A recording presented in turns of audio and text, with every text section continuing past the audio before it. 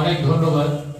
এখন আমি সম্মাননীয় কবি মশাইকে আহ্বান জানাচ্ছি। আমার বাবার বন্ধু ছিলেন তিনি, মানে দীর্ঘদিন তিনি বুকবাজারে আমাদের একটি দোকান ছিল, সেই দোকানে তিনি আসতেন, আমার বাবার সঙ্গে গল্প করতেন, চা খেতেন, একসঙ্গে অনেক সময় ফিরেছেন। তো সেই মানুষটি আমাকেও সেই জায়গায় বিশেষ ভাবে সন্তান সম স্নেহ করেন তিনি, এবং সুচেতনাকে বিশেষ চোখে দেখেন বলেই তিনি তার গ্রন্থটি এখান থেকে প্রকাশ করেছেন। তার কিছু কথা বলার জন্য আহ্বান জানাচ্ছি।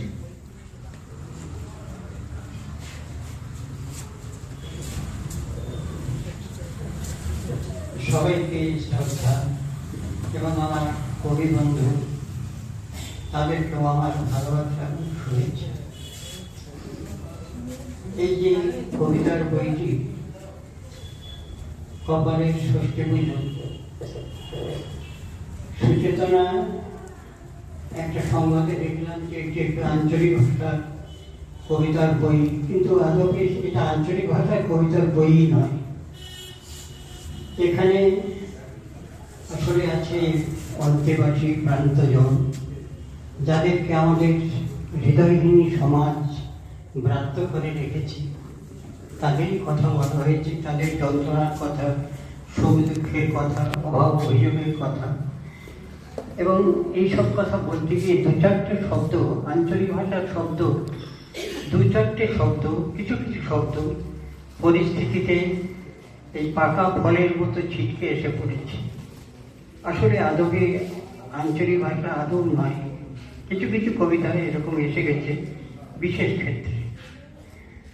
আর কবিতার ব্যাপারে আমি কি বলবো, আমি খুশি হব, আমি ঋণী হব যদি আমার এই কবিতার বই, এখন তো সাহিত্য সংস্কৃতি থেকে মানুষ বিমুখ হয়ে গেছে, কেউ পড়ে না তেমন, আর কবিতা তো পড়েই না। কেন পড়ে না আমি জানি না, কিন্তু এই কবিতা যদি যে কোনোভাবে ইচ্ছা করলে তারা পারেন, দু চারটে কবিতা যদি কেউ পড়েন তাহলে আমি ধন্য হব।